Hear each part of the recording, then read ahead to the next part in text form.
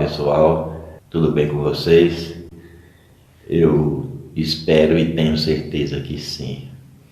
Bom, todos já sabem o meu nome, né? Meu nome é Gilvan e eu estou aqui hoje para apresentar para vocês a segunda parte do áudio A Arte de Meditar, de Joel Goldsmith. Joel Goldsmith nos fala nesse áudio sobre as dificuldades, né, que a gente tem ao praticar meditação. Mas são dificuldades que a gente pode superar, é normal para todos que praticam a meditação, né? E passam, são dificuldades que passam, e quando a gente passa por essas dificuldades é até bom, porque a gente aprende a enfrentar certos problemas no nosso dia a dia com calma, com tranquilidade, né? É isso que a meditação nos traz. Mas não existe muitas dificuldades assim, todas elas podem ser transcendidas, ultrapassadas, né? E eu diria para vocês assim uma coisa: para resolver o problema dessa dificuldade é simplesmente você relaxar, né? Relaxar, se entregar. Depois que você recitar a sua passagem bíblica, a passagem que você escolheu, ou qualquer outra técnica, mas em especial, né, uma passagem bíblica como Joel Goldsmith nos ensina, você ponderar ali, meditar sobre aquela passagem, né, até que você receba a revelação de tal passagem. Ou você pode receber também uma outra revelação que vem acompanhada desta primeira. E você vai ponderando conforme vem as revelações para você. Né? Você pode estar recitando, por exemplo, o reino de Deus está dentro de mim, e de repente vir uma revelação tal como: maior é aquele que está em mim do que o que está no mundo. E você então passa a meditar sobre essa revelação e vai meditando sobre cada revelação que vier para você. E a única coisa que eu falo para vocês é que não fiquem ansiosos para receber revelação, porque a ansiedade ela pode bloquear isto. Então não fiquem ansiosos, relaxem, simplesmente relaxem. Depois que vocês receberem a revelação de uma ou mais passagens, vocês simplesmente se soltem, relaxem tranquilamente, solte todos os pesos, como se você tivesse chegado em casa de um trabalho muito exaustivo naquele dia, né? Você trabalhou muito e você está com o seu corpo cansadíssimo, aí você deita lá no sofá ou na cama e se entrega completamente.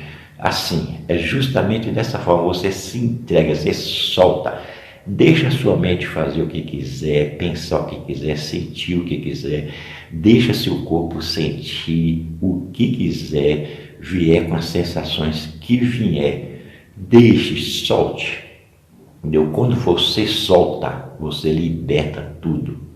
Quando você tenta controlar ou agarrar alguma coisa, você segura aquela coisa e aí aquela coisa fica fazendo parte de você, continua ali presente.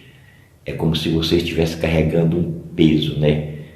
Enquanto você está carregando o peso, você está ali sentindo aquele peso, mas de repente você pega aquele peso, um saco de cimento, por exemplo, e solta ele no chão, pronto, você está livre daquele peso. É a mesma coisa, solte, relaxa, simplesmente relaxa e solte, deixa acontecer o que está acontecendo no momento, né? E você vai ver que aos poucos a sua consciência vai se expandindo cada vez mais e a sua mente vai se silenciando. Em outras palavras, aquilo que a sua mente traz ou aquilo que o seu corpo traz, as sensações, os pensamentos, já não terão mais importância para você. Você soltando, você fica livre. a gente fica livre de tudo aquilo que a gente solta, né? Quando a gente segura, a gente não está livre, está preso por aquilo. Então, o certo é você soltar. Depois que você recitar a sua passagem bíblica ou qualquer outro tipo de técnica, né, que você prefira usar, como a observação da respiração mesmo, por exemplo, ou observar as sensações do seu corpo. Aí você pode parar, depois que perceber que sua mente já está mais tranquila, você pode parar e aí você se solta e deixa acontecer. Essa é a minha única recomendação para vocês a respeito da meditação. É você soltar, solta tudo, tudo. Em relação a você, em relação às outras pessoas, em relação ao mundo, em relação até mesmo ao próprio Deus, aos conceitos que você tem de Deus. Solta, solta, que aí a força do universo, a força de Deus vai fluir livremente. Por quê? Porque você soltou tudo. Um dos maiores erros da nossa vida é o apego, a preocupação, o querer segurar as coisas. Isso bloqueia a nossa força interior de fluir livremente. Então, quando você solta ou quando você abre, por exemplo, a sua mão, né, você recebe dinheiro ou outras coisas, mas enquanto você estiver com sua mão fechada, você não pode receber nada. Se você abrir ela, você vai receber a mesma coisa. Se abre para o universo, deixa ele agir através de você. É só isso que eu tenho que falar. Ouça com atenção esse áudio, ver as dificuldades que o Joel Goldsmith explica para nós, né? Não darmos muita importância aos nossos pensamentos. E tenha um bom áudio, pratique a meditação, né? Como eu sempre digo, né? É uma coisa maravilhosa. E estarei aqui no próximo vídeo, né? Para passar para vocês mais um conteúdo deste livro, né? A Arte da Meditação. Então eu desejo para vocês felicidades, um bom áudio, uma ótima semana, tudo de bom, e eu tenho certeza que tudo vai correr bem para vocês nesta semana e no mês inteiro. Então, muito obrigado a todos e até o próximo vídeo. A Prinsky Meditações apresenta a parte 2 do áudio do livro A Arte da Meditação, de Joel S. Goldsmith. Capítulo 4. A União Indissolúvel. Muito pouco progresso pode ser feito no caminho espiritual da vida até que tenhamos chegado a alguma visão do que Deus é, do que nosso relacionamento com Deus é e da função de Deus estar em nossa vida. Isso não pode ser uma experiência outorgada por outrem, deve ser individual e deve ser abordada de uma maneira completamente serena. Não devemos estar dispostos a aceitar qualquer autoridade além de nossa própria revelação interior. E assim, fazemos-nos perguntas sobre Deus que nos levará a uma meditação sobre Ele. O que é Deus? O que Deus significa para mim? Qual é o lugar e a função de Deus na minha vida? Quantas pessoas já tiveram uma experiência com Deus? Quantos sentiram o fluxo do Espírito em suas mentes, em suas almas, em seus corpos? O número é pequeno, apenas algumas centenas ou no máximo alguns milhares em uma geração, mas mesmo assim, Deus está disponível para todo homem, mulher e criança. Deus exige todo o nosso amor e devoção, devemos nos dedicar a Ele, para que Ele possa revelar a doação eterna de si mesmo para nós. Nós devemos amar a Deus acima de todas as coisas, de todo o nosso coração, mente e alma, amar tanto a Deus que nossa única oração seja: eu devo sentir a Deus, eu devo deixar Deus encher minha alma, meu coração, minha mente, meu ser e mesmo meu corpo. Nós falamos de Deus como sendo inteligência, mente e princípio impessoais, mas Deus é pessoal também. O relacionamento entre um indivíduo e Deus é mais próximo do que seu relacionamento com sua própria mãe. É como chegar e sentir uma presença sempre lá, gentil, reconfortante em sua serenidade, alegria, paz e calor. No momento em que temos uma experiência de Deus, essa gentileza está ali, a paz existe, esse calor está presente, e com isso vem um amor por tudo neste mundo, uma sensação de companheirismo e alegria um com o outro. O conceito normal de Deus é o de um Deus separado e à parte de nós, que tem dentro de si tudo de bom, mas estaria retendo isso de nós. Normalmente, orar a Deus é para o propósito de buscar ou receber algo de Deus, saúde, oferta, oportunidade, companhia. A maioria de nós acredita que Deus possui esse bem, mas por alguma razão inexplicável ele o retém, e por isso oramos a Deus para que ele doe algumas dessas coisas para nós. Às vezes, se as nossas orações não são respondidas rápido o suficiente, aí fazemos todo tipo de promessas em uma tentativa fútil de barganhar com Deus, promessas que muitas vezes não temos intenção de cumprir. Em um esforço vão para reconciliar um Deus supostamente amoroso com um Deus que se torna surdo para nossas súplicas, muitas vezes nos censuramos, acreditando que alguns maus atos ou omissões são a razão de Deus estar negando o bem para nós. Alguns médicos afirmam que muitos dos males do mundo, tanto mentais quanto físicos, são o resultado de complexos de culpa. Inúmeras pessoas vivem em um estado de autocondenação, consumidas por um sentimento de culpa, às vezes, por alguma ofensa grave cometida no passado, mas com mais frequência por algum ato pequeno ou inconsequente. E se nós acreditamos que estamos sendo punidos por um Deus vingativo, nosso conceito de Deus está totalmente errado, porque Deus não tem nenhuma memória de nossas falhas e erros. Deus é puro demais para contemplar a iniquidade. Deus não castiga e não pune pecadores. O pecador é punido pelo seu próprio pecado, não por Deus. Mesmo o pecador confirmado sabe que existem certas leis de Deus que não devem ser violadas. Ele sabe que, se ele violar essas leis, a punição se seguirá, mas o que ele não sabe é que isso não é um castigo imposto por Deus, é um castigo auto-infligido. Deus não é um Deus vingativo, Deus não é um Deus que retém, mas também não é um Deus que doa. Deus é amor e ele nem retém nem pune, não existe amor na retenção e não há amor na punição. Se Deus esperasse que fossemos bons ou merecedores, se Ele esperasse que nós encontrássemos as palavras certas com as quais aplacá-lo, se Ele esperasse que usássemos alguma forma de meditação ou método de tratamento agradável aos seus olhos antes que Ele estivesse disposto a conceder suas bênçãos sobre nós, Ele seria um Deus cruel e caprichoso. Deus nunca vai nos dar mais do que Ele já está nos dando agora. Deus está para sempre sendo Deus, Deus está sendo vida, Deus está sendo amor, e Deus está expressando para sempre sua vida e seu amor. Tiago diz: pedis, e não recebeis, porque pedis mal. Toda vez que nós voltamos-nos para Deus por algo, esperando obter algo de Deus, oramos errado. Ninguém tem que dizer a Deus para fazer a grama verde ou as rosas vermelhas, ninguém tem que dizer a Deus quando fazer as estrelas brilhar ou quando mudar as marés. Devemos nós, então, termos a pretensão de dizer a Deus que nós estamos precisando de alguma coisa. Deus é a inteligência infinita deste universo. E se nosso Deus sabe como produzir uma pérola em uma ostra ou petróleo na terra, se nosso Deus sabe como direcionar os pássaros em seu voo para cobrir a terra com a sua maravilha e glória, não é essa mesma inteligência infinita suficiente para influenciar, governar e orientar nossa experiência sem precisar de quaisquer conselhos, informações ou sugestões de nossa parte? A base de toda meditação e oração deve ser uma compreensão da natureza de Deus e do nosso relacionamento com Deus.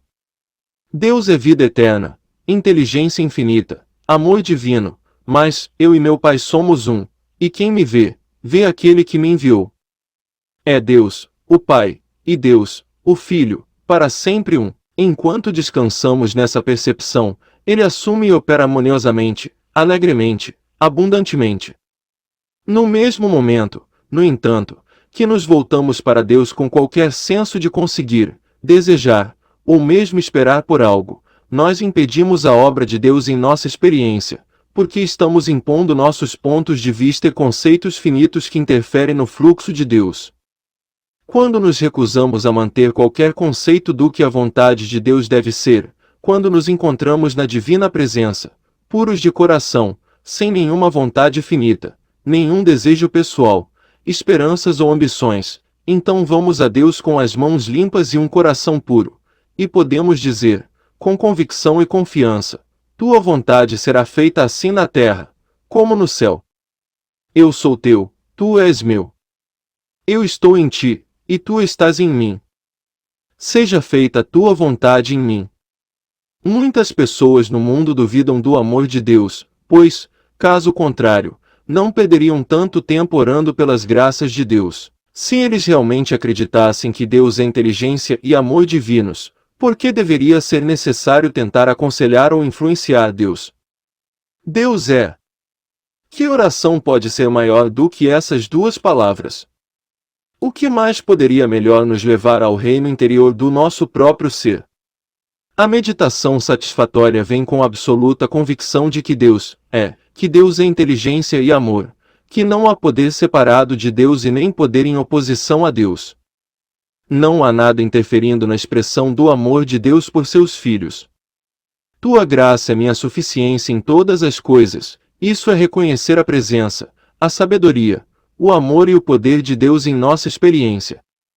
Veja o que acontece quando começamos a aceitar esse tipo de Deus e não mais buscar algo fora de nós mesmos, mas apenas ficarmos quietos em nós mesmos, dizendo, Deus é. Deus é um estado do ser, um estado da inteligência infinita e sempre presente amor. A vida de Deus não pode ser alongada e nem encurtada, a vida de Deus não pode envelhecer e nem passar por mudanças. Deus é o ser eterno, imortal e infinito. Deus é luz, e nele não há escuridão alguma. Deus é capaz de fazer toda a graça abundar em sua direção, que você, sempre tendo toda a suficiência em todas as coisas, possa prosperar em todo o bom trabalho. Essa deve ser a nossa atitude ao entrarmos em meditação. O reconhecimento da graça divina é meditação. É um reconhecimento da natureza de Deus e da nossa relação com Deus. Esse relacionamento é a unidade. Nós somos os filhos de Deus, coexistentes com Deus, e se somos filhos, então somos herdeiros, herdeiros de Deus e co-herdeiros com Cristo. Nosso Pai Celestial conhece nossas necessidades, mas às vezes nós rezamos como se fossemos pobres criaturas insignificantes, que devem prostrar-se diante de alguma grande e terrível deidade que detém nosso destino em suas mãos, e diga-se, não muito carinhosamente, outras vezes, nós delineamos a maneira com que nossas necessidades devem ser cumpridas, acreditando que podemos influenciar Deus a agir de acordo com nossos desejos. O que devemos fazer é reconhecer a Deus, reconhecer sua infinita sabedoria, todo o seu infinito amor compassivo, todo o poder daquele que não conhece outro poder que o seu próprio ser e natureza infinita, mas reconhecer abrindo mão de qualquer tradução disto em termos humanos. Que nossa meditação seja o reconhecimento de Deus, e nós descobriremos que isso será suficiente. Deus é um só, um poder, uma lei, uma substância, uma causa. Este ensinamento da unidade é certamente o mais elevado ensino espiritual já dado ao mundo. Todo o ministério do Mestre, Cristo Jesus, foi baseado no antigo ensinamento hebraico do Deus único. Ouve, ó Israel, o Senhor nosso Deus, o Senhor é um. De acordo com o Gênesis, no princípio Deus criou o mundo e tudo o que existe. Qualquer coisa que Deus não criou não foi criada, não foi feita. À luz dessa verdade, existe apenas uma substância, e porque há apenas uma substância, não existe outra substância a destruir, que possa ser curada ou melhorada. Existe apenas uma lei, e portanto, não podemos usar a lei de Deus para destruir qualquer outra lei ou seus efeitos. Quando nós entendemos Deus como a vida, há apenas uma vida e nós nunca podemos ter uma vida para salvar, ou uma vida para curar ou resgatar. Há apenas um. Agora que sabemos todas essas coisas sobre Deus, vamos olhar para elas como marcos ao longo da estrada em que estivemos viajando, mas os marcos pelos quais há muito tempo passamos, e vamos esquecer todos eles. Ninguém encontrará Deus sem se despojar de todos os seus conceitos sobre Deus, deixando para trás todo o sinônimo de Deus que ele já ouviu, e então lançar-se ao desconhecido para descobrir o incognoscível.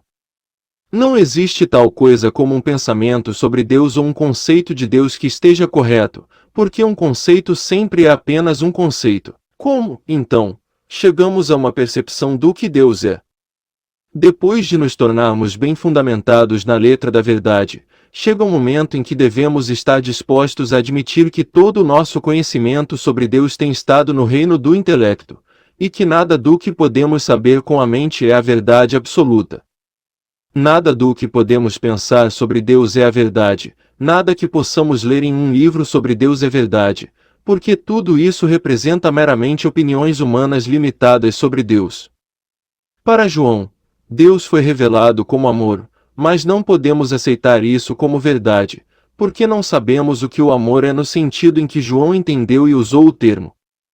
Para Jesus, Deus era o Pai, porque o significado mais profundo dessa palavra foi revelado dentro da consciência de Jesus. A realização de Deus deve vir como um desdobramento individual para todo aspirante no caminho espiritual. Durante os anos do meu próprio desenvolvimento, foi necessário que eu deixasse cair um por um todos os sinônimos comumente aceitos para Deus, porque não me era possível saber o que significavam aqueles termos para quem foram revelados. Quando cada conceito foi posto de lado, fiquei com o termo o infinito invisível. Por que o invisível infinito? Porque o infinito invisível não significa nada que eu poderia entender. Nem você nem eu podemos segurar o infinito, nem você nem eu podemos ver o invisível. O infinito invisível é um termo que denota algo que não pode ser compreendido pela mente finita. Isso não significa, no entanto, que o infinito invisível é o termo correto para Deus. Está correto para mim, porque me oferece um termo que minha mente não pode abranger, e então me satisfaz.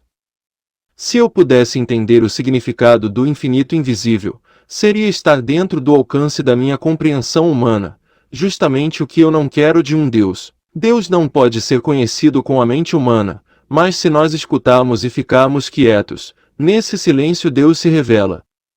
Exatamente onde nós estamos Deus está, para onde fugirei da tua presença. Se eu fizer minha cama no inferno, eis que tu estás aí. A presença de Deus está dentro da nossa consciência. Nós não temos que alcançar Deus mesmo mentalmente, ou perseguir a Deus como se estivesse longe ou como se ele fosse algo difícil de alcançar. Muitos o descobriram quando desistiram da busca frenética por Deus, aprenderam a quitarem-se e cessaram de repetir coisas, frases e palavras sem sentido, como papagaios. Um dia veio o despertar e descobriram que Deus estava ali ao lado deles o tempo todo, sussurrando baixinho: por que não paras por um momento e me deixa ter algo a te dizer? Como esse me falaria conosco em um momento de desamparo, se estivéssemos fora em um deserto, perdidos, sem jeito de encontrarmos ajuda humana, e nenhuma maneira de alguma ajuda humana nos encontrar?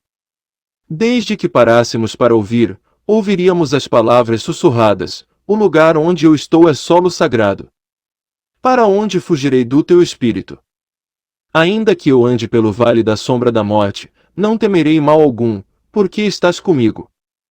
Posso sentir-me sozinho, mas não estou só, posso parecer desamparado, mas nunca estou desamparado. O amparo divino está aqui onde estou, não tem que me encontrar, e nem eu tenho que encontrá-lo. Deus está aqui onde eu estou. O reino de Deus está dentro de mim, porque eu e o Pai somos um.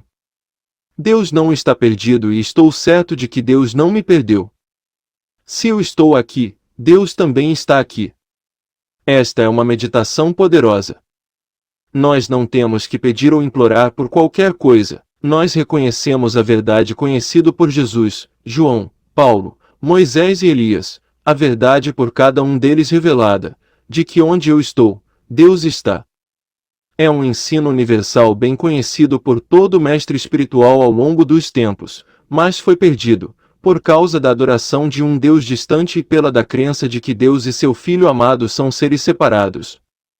Nesta meditação, percebemos que Deus está dentro de nosso próprio ser, mas não confinado dentro dos limites da nossa carne. Nenhum cirurgião pode operar e encontrar Deus, mas Deus está dentro de nossa própria consciência, mais perto do que nossa respiração e mais perto que nossas mãos e pés. Se estivermos num lugar de discórdia, nunca nos esqueçamos que a nossa salvação está mais perto do que o respirar, porque eu e o Pai somos um. Olhe para essa afirmação: eu e meu Pai somos um. Visualize uma imagem e veja contido nela o Pai, o Filho e o Espírito Santo. Aquele é Deus, o princípio criativo, invisível. Aquele é o Filho, aparecendo como a imagem. Aquele é o Espírito Santo, que mantém e sustenta o Filho por toda a eternidade. Aquele um nunca se torna um dois, nunca se torna um menos um, porque existe algo inerente a ele que mantém sua unidade. Assim também cada pessoa é uma com Deus. Essa unidade inclui Deus, o Pai, o Filho, a identidade individual, e o Espírito Santo, a atividade de Deus que mantém e sustenta essa unidade, a identidade individual, chamada Ruth, Robert ou Joel. Aquilo que vemos como Ruth, Robert ou Joel não é tudo o que existe, há mais do que os olhos contemplam, porque exatamente onde essa forma aparece está o princípio criativo, a atividade sustentadora. Existe uma identidade individual chamada Robert, o Filho, mais Robert, o Pai, mais o Espírito Santo. Deus, o Pai, Deus, o Filho, Deus, o Espírito Santo. Isso rompe qualquer senso de separação de Deus. A atividade de Deus mantém cada identidade individual até a eternidade, e suporta, alimenta e sustenta-a, concedendo-lhe abundância, sucesso e graça.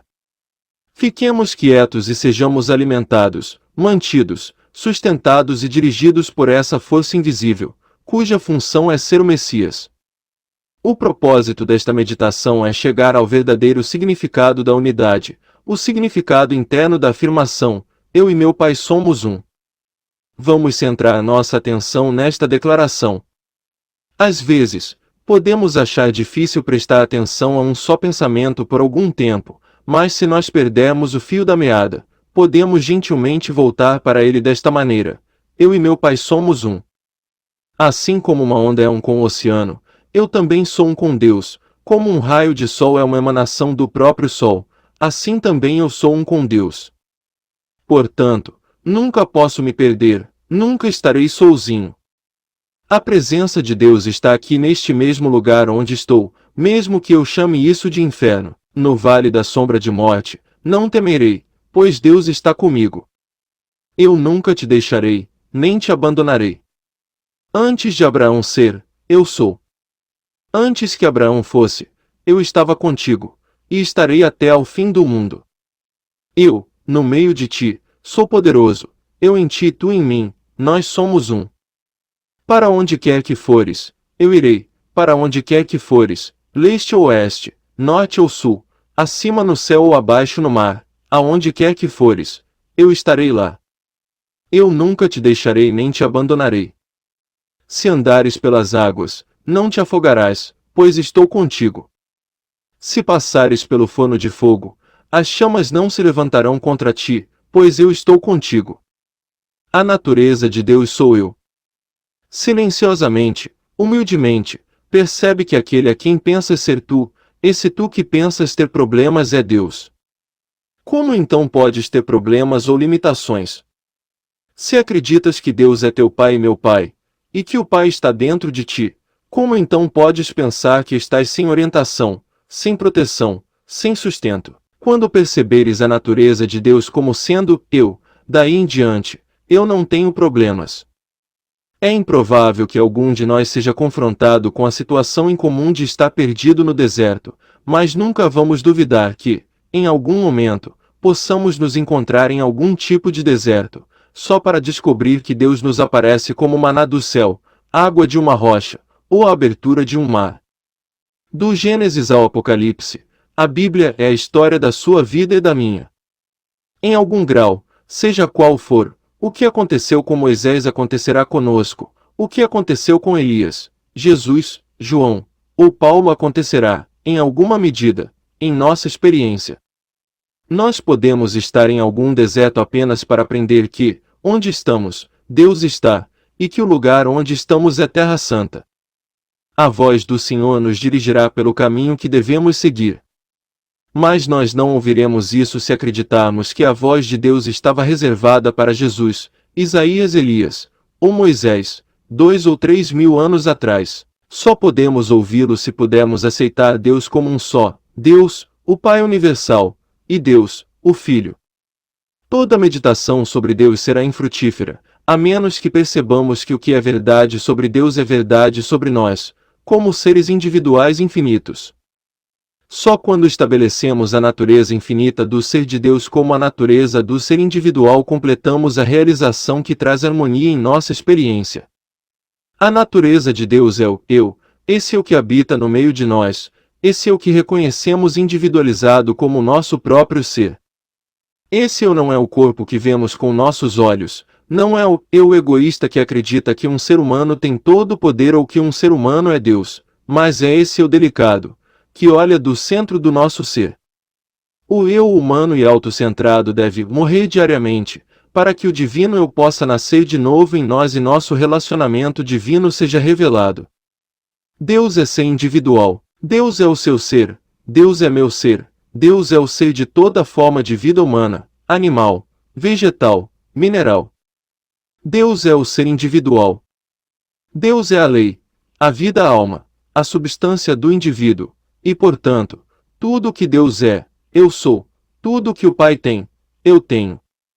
Isso é lindo nas Escrituras, mas não é de valor prático, a menos que nos tornemos formas vivas de realização desse princípio.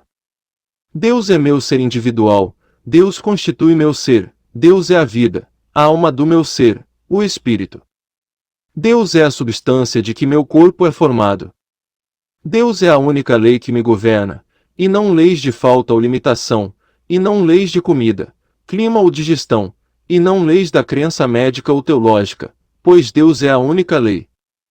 A lei de Deus é uma lei da imortalidade, eternidade e perfeição, é auto-mantida e auto-sustentada. A tentação de acreditar que temos um ser separado de Deus pode vir a nós de uma forma ou de outra. A tentação pode vir quando um chamado para a cura nos alcança. Nossa primeira resposta pode ser: eu não tenho suficiente compreensão. Se estivermos alertas para reconhecer a verdade de Deus como indivíduo, vamos perceber, sem dúvida, eu não tenho e nunca terei suficiente compreensão para curar alguém. A saúde não vem através do meu entendimento. Essa saúde deve vir como a atividade do Cristo, não por causa do meu entendimento, não por causa do que eu sei ou não sei. Pai, quero ser teu instrumento, estou disposto a ficar quieto, eu estou disposto a deixar que a atividade de teu ser seja o meu ser, e tua graça, a suficiência para este indivíduo ou essa situação. Eu, de mim mesmo, nada posso. Eu, o Filho, sou o instrumento para eu, o Pai.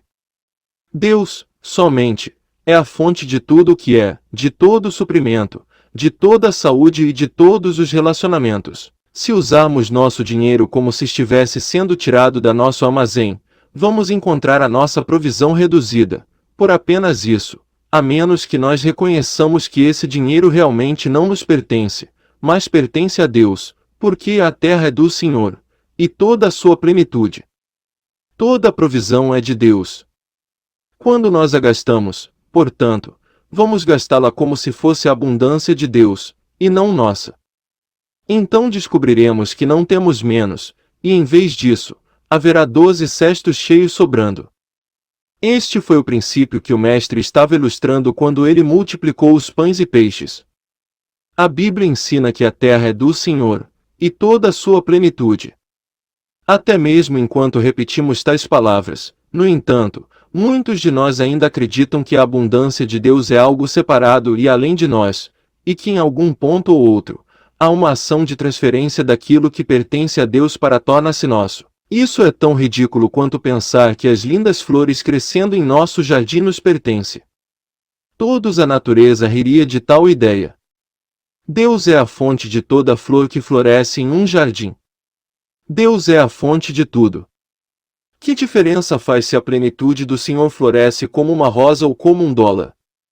Então não há ponto de transferência disso que está em Deus para aquilo que está em nós.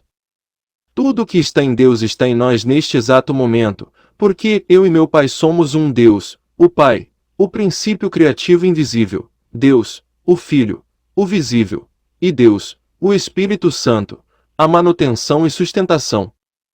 Este é o ensinamento do Mestre, negar a si mesmo, ou morrer diariamente.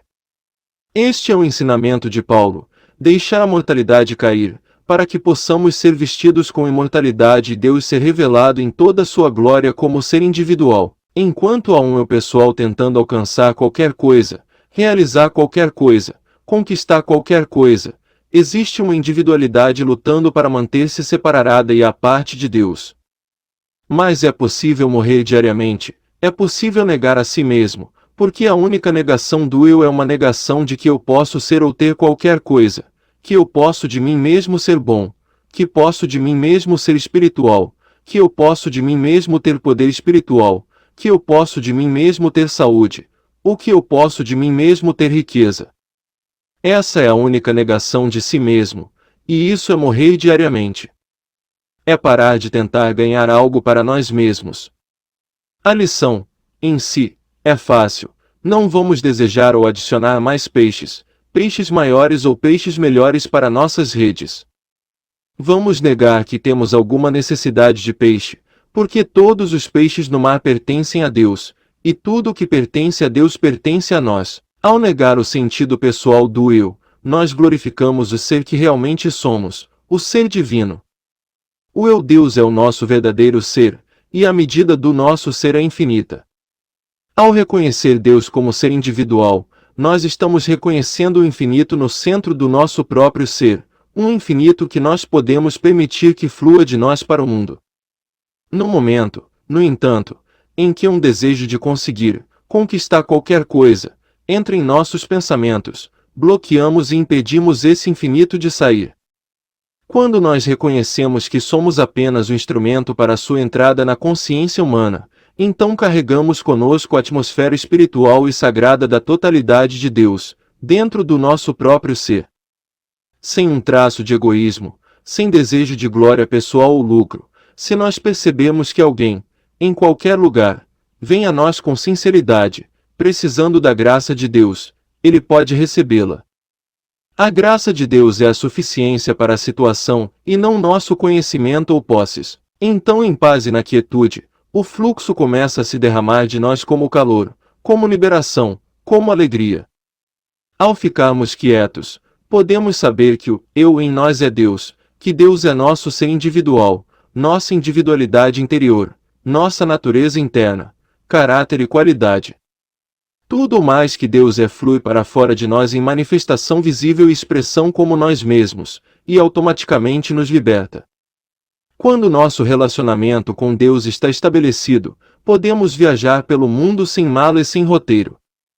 Podemos começar de novo a cada dia, sem nada, e em pouco tempo encontraremos cada necessidade nossa cumprida. Nós não desejamos adquirir ou alcançar soluções humanamente, mas estamos vivendo o princípio: Deus é meu ser individual. Tudo que o Pai é, eu sou. Tudo que o Pai tem está incorporado dentro da minha consciência. Isto não vem a mim. Eu sou o instrumento através do qual tudo flui para aqueles que ainda não estão cientes da grande verdade de seu relacionamento com Deus. Onde quer que haja necessidade, há realização. Realização existe na consciência como a consciência do ser individual, e essa consciência é Deus. A realização envolve uma transição na consciência. Pode exigir dias, semanas, ou meses de meditação antes de chegarmos à percepção de que Deus é o ser individual e que o lugar onde nós estamos é Terra Santa. Nunca novamente poderá haver uma necessidade ou desejo sem ser instantaneamente preenchido de dentro, como a realização da consciência. Deus é nossa consciência, Deus se realiza diariamente, de hora em hora, em todas as formas necessárias. A base desta percepção é Deus como ser individual. Desde que Deus é a consciência individual, podemos, desde que tenhamos fidelidade, persistência e perseverança, alcançar o reino de Deus dentro de nós e trazê-lo para a nossa experiência, de modo que ele assuma a nossa vida inteira. Essa consciência de Deus pode cumprir-se apenas na proporção em que nós anulamos o sentido pessoal do eu. Voltar-se a Deus sem um único desejo elimina o eu em grande medida, porque apenas o eu pessoal poderia ter um desejo ou uma vontade. Nós nos voltamos para Deus para receber uma bênção espiritual, e ninguém sabe qual será a natureza dessa bênção espiritual particular. As coisas que o olho não viu, e o ouvido não ouviu, e não subiram ao coração do homem, são as que Deus preparou para os que o amam. Mas Deus nolas revelou pelo seu Espírito. Quando o dedo de Deus nos toca, pode nos levar a uma vida completamente diferente, se for esse o seu destino para nós.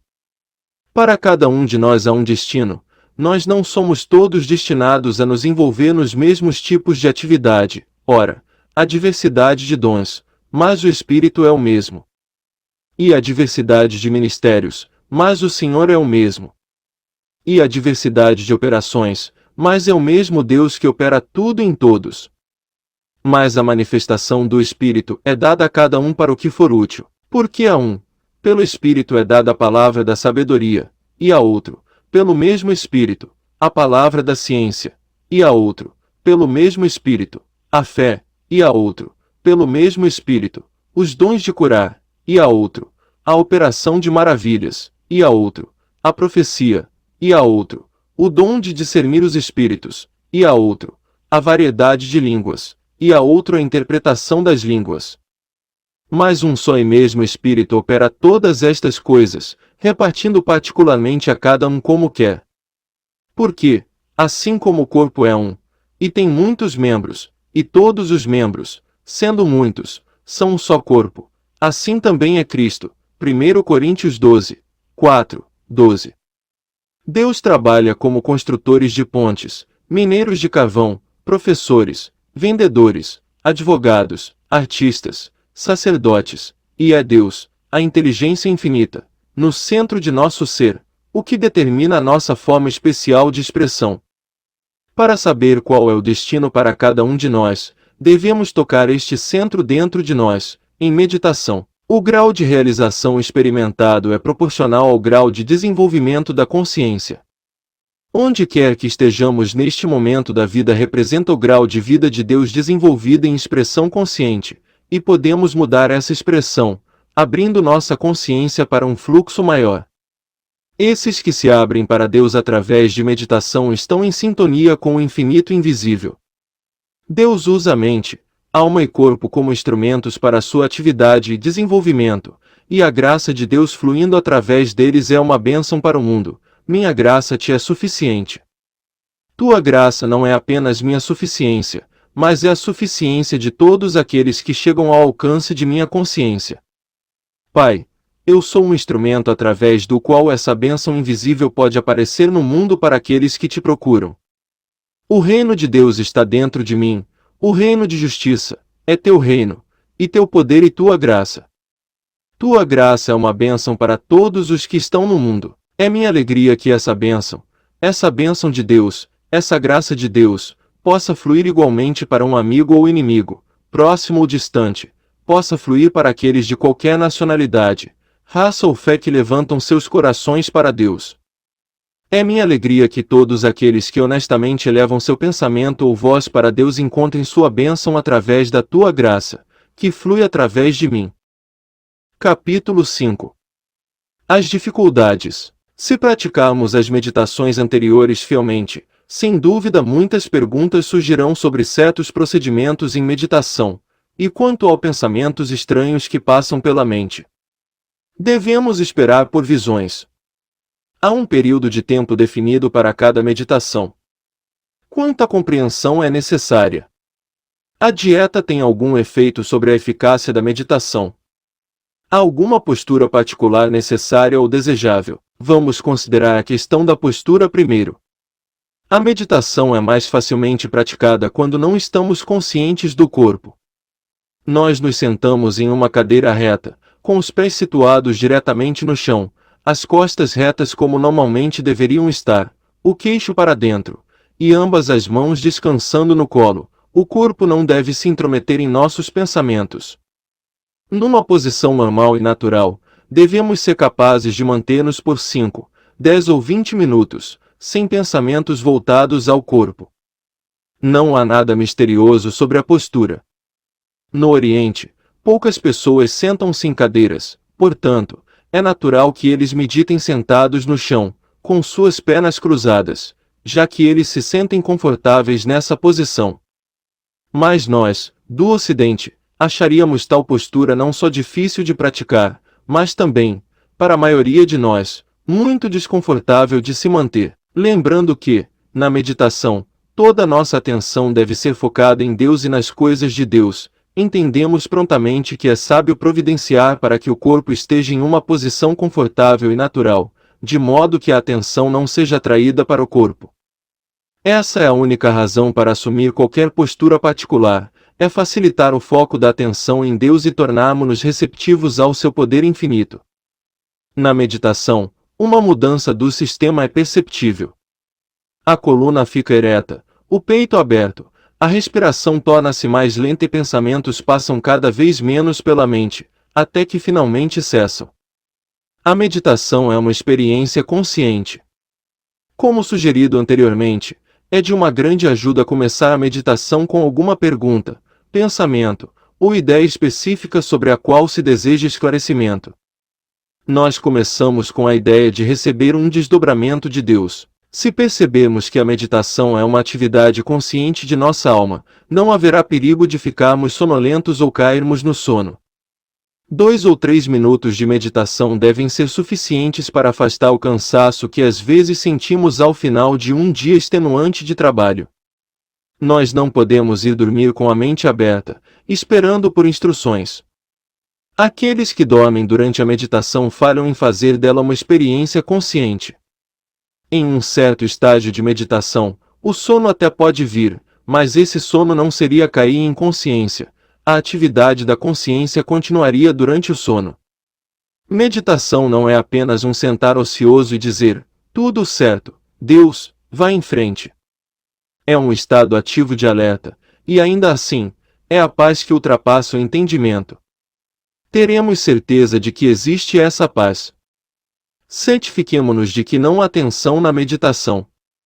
Nós não vamos chegar ao reino de Deus pela força mental ou pelo vigor físico. Se a meditação começa a se tornar um esforço, pare com isso, ou nós vamos derrotar o nosso propósito.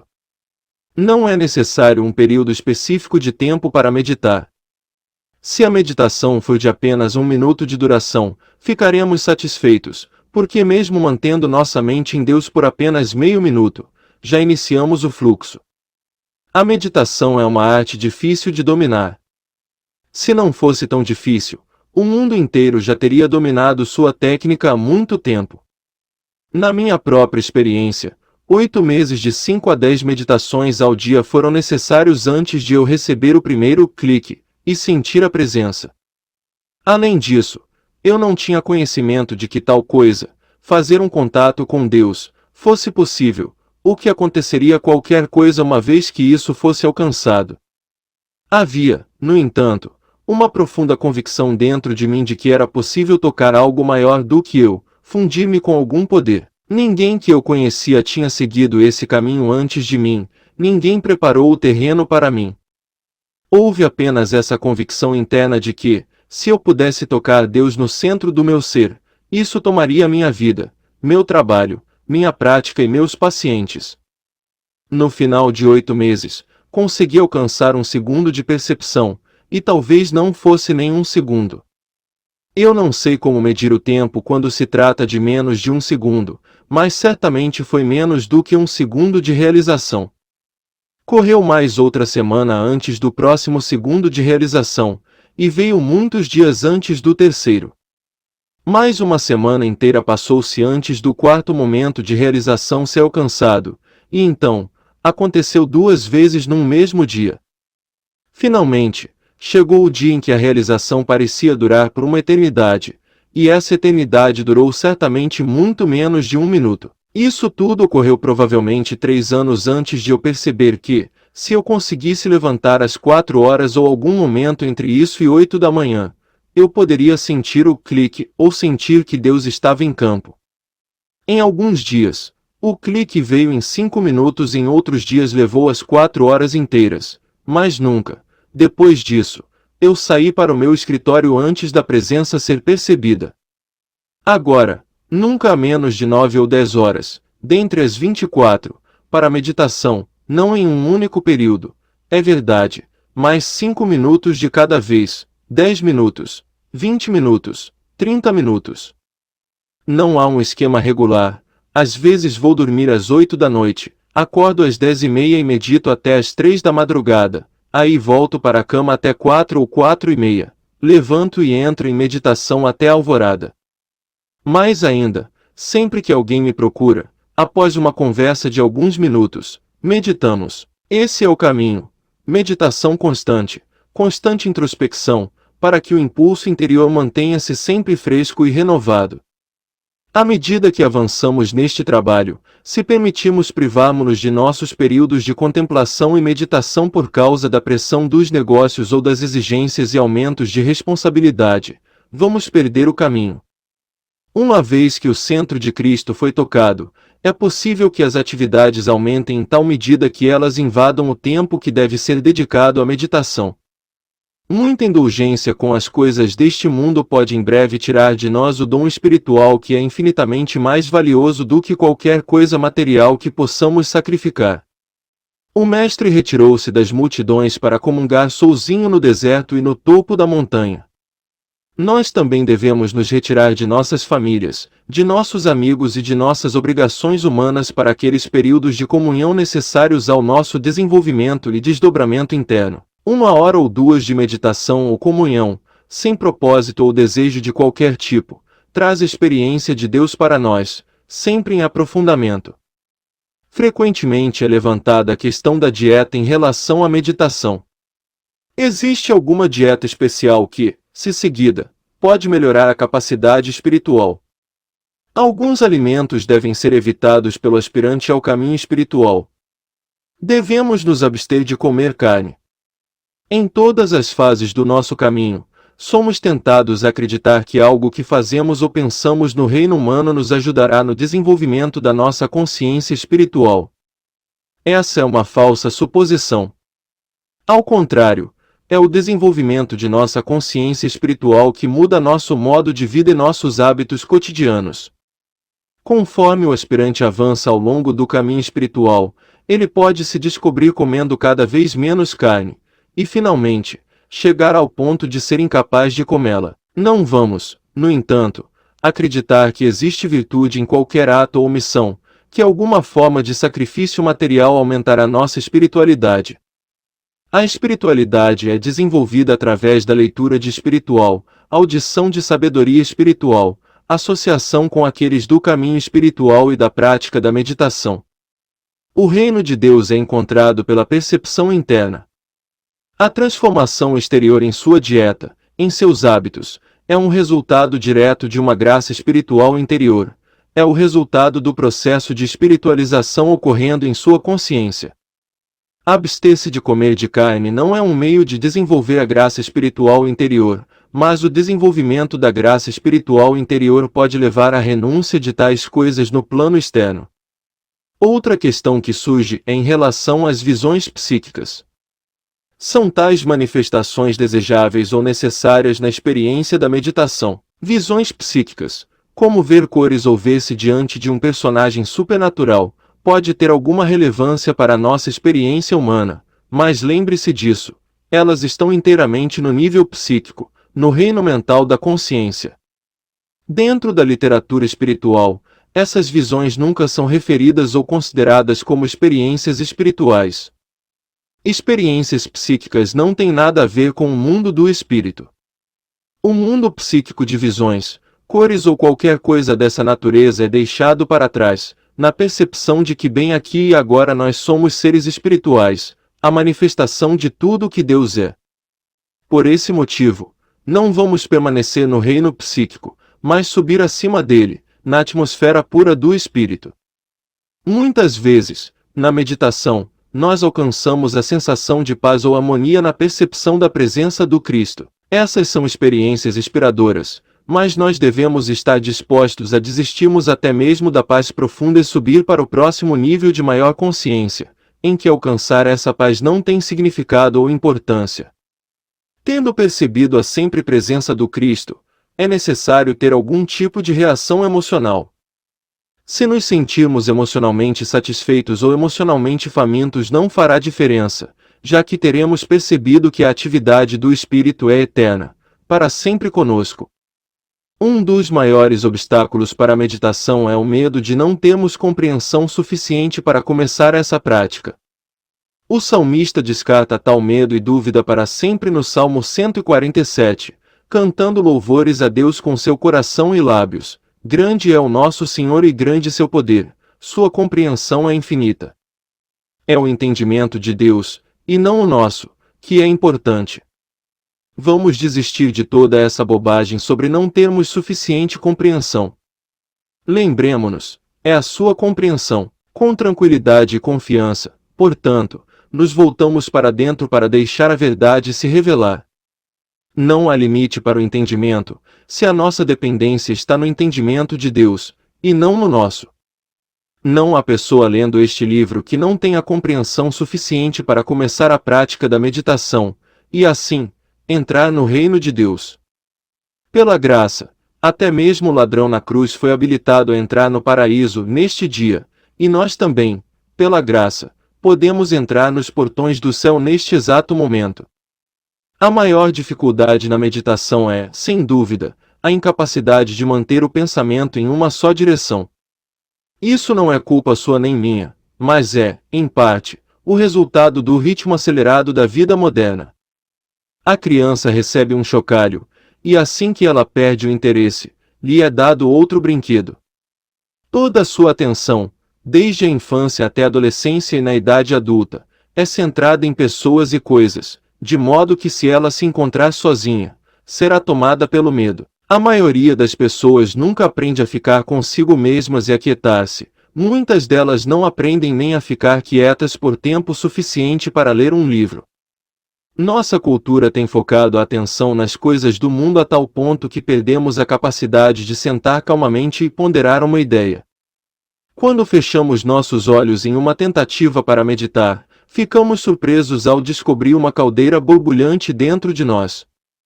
Todos os tipos de pensamentos passam pela nossa mente, coisas simples como: será se eu desliguei o ferro elétrico? Será se eu liguei o frigorífico? Será se eu soltei o gato lá fora? Outros pensamentos não tão simples ou sem importância vêm com sentimentos de medo ou dúvida.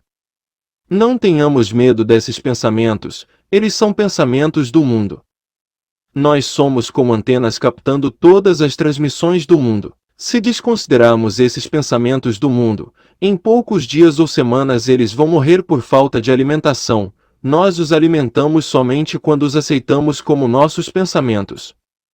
Embora nosso objetivo seja atingir uma quietude e receptividade, nunca deveríamos tentar acalmar a mente humana. Nunca tente parar de pensar ou apagar seus pensamentos. Isso não pode ser feito.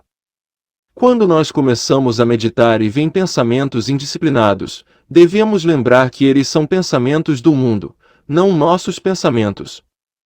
Deixe-os vir. Nós vamos sentar e assisti-los, vê-los impessoalmente. Eventualmente eles vão parar e nós estaremos em paz. Sempre que, em meditação, nossos pensamentos vagueiam, nós gentilmente retornamos ao assunto da meditação, sem impaciência. Virá um tempo, se persistirmos nesta prática, em que esses pensamentos estranhos não mais afetarão nossa consciência. Teremos nos tornado tão pouco receptivos a eles por não lutar contra eles que eles não voltarão a nos atormentar. Mas se nós lutarmos com eles, estarão conosco para sempre. Na meditação, devemos ser muito pacientes em nosso esforço para vencer qualquer sentido de agitação. Nenhuma verdade que não sabemos nos será dada a partir de fora, mas a luz que se apresenta naquela verdade de dentro de nossa própria alma torna-se aplicável em nossa experiência. Verdade que vem de fora é mera semelhança com a verdade, é a verdade revelada dentro de nossa consciência que vem a se tornar a luz do mundo para todos os que chegam ao seu alcance, e eu, quando for levantado da terra, todos atrarei a mim. A meditação nos elevará ao ponto em que aprendemos a palavra da verdade em seu significado interior. O ritmo do universo toma posse de nós.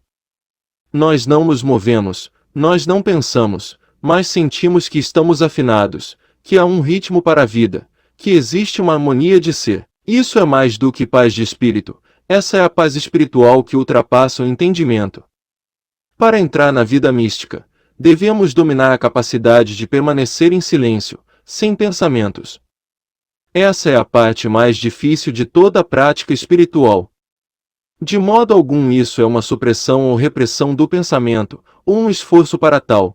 Em vez disso, a comunhão com Deus é tão profunda que o pensamento para por si mesmo, naturalmente. Nesse momento de silêncio, começamos a entender que a mente divina, ou consciência cósmica, é uma inteligência infinita, imbuída de amor, e atua como nosso ser, quando o pensamento consciente é silenciado.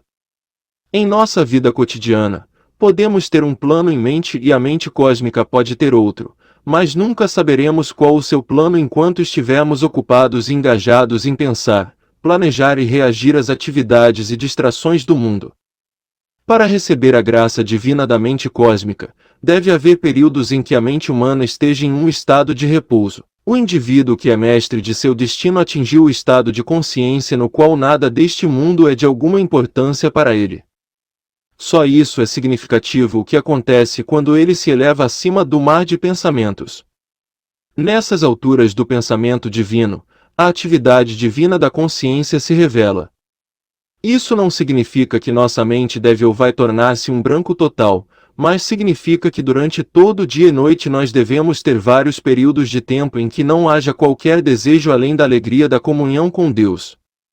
É neste completa quietude e descanso de pensamentos que o Pai assume a nossa experiência.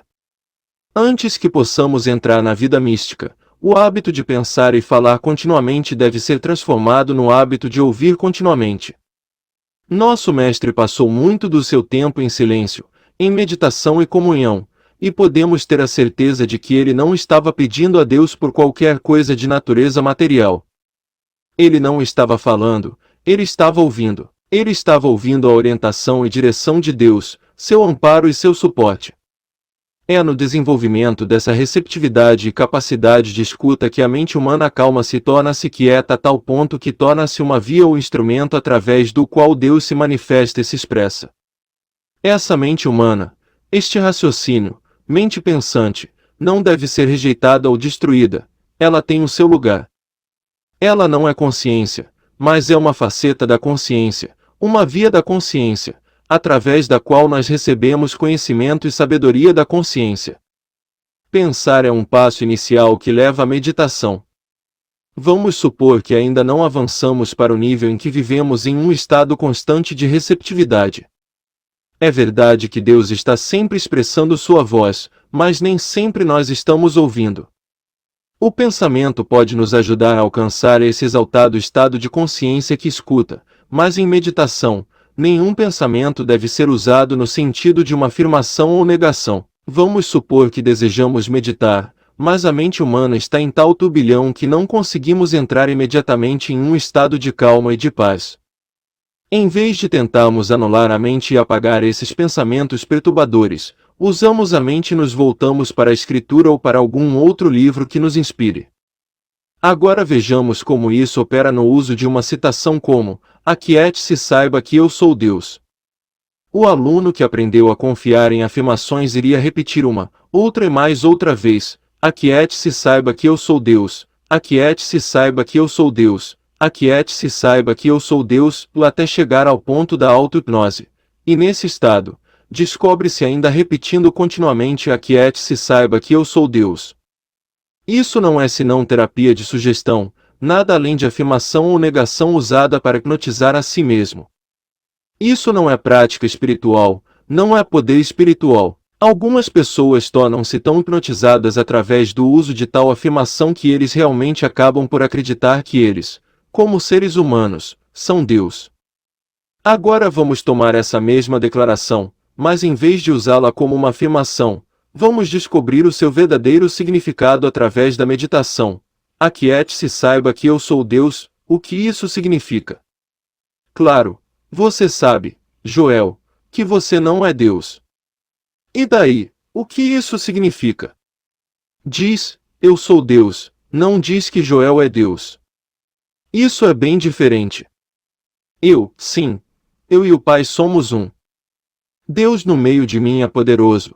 Eu e o Pai somos um. Assim, Joel e eu, o Pai, somos um. O Pai e Joel somos um. Exatamente onde eu estou, Deus está mais perto do que minha respiração, mais perto do que minhas mãos ou pés. Aquiete-se, Joel, porque o eu em você é Deus.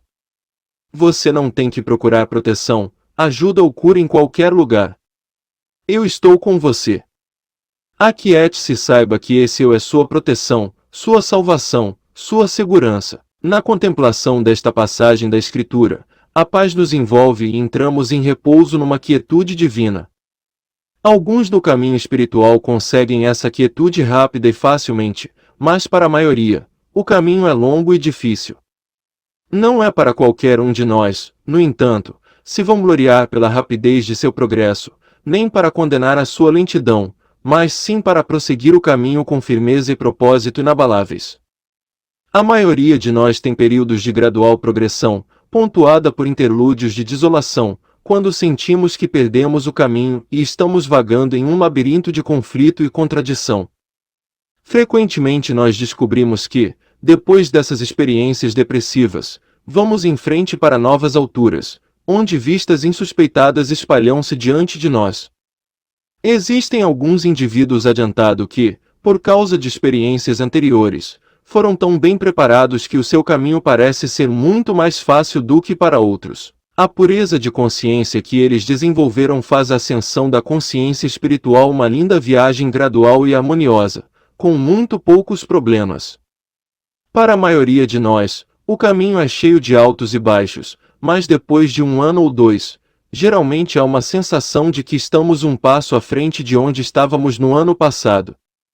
O pré-requisito para ouvir a voz pequena e silenciosa, para a real experiência do Cristo, é preparar a nós mesmos pelo estudo e meditação, convivendo, se possível, com os outros do caminho espiritual.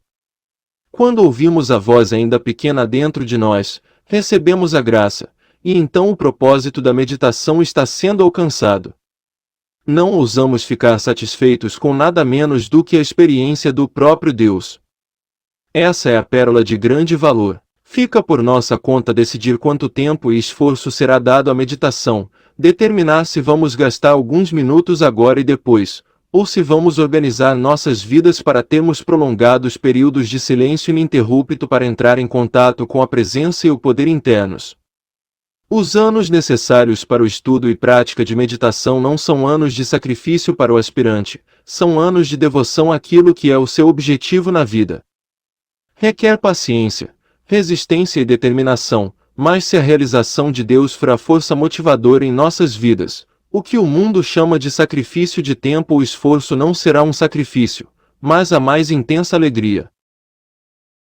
Fim da parte 2 do áudio do livro A Arte da Meditação, de Joel S. Goldsmith.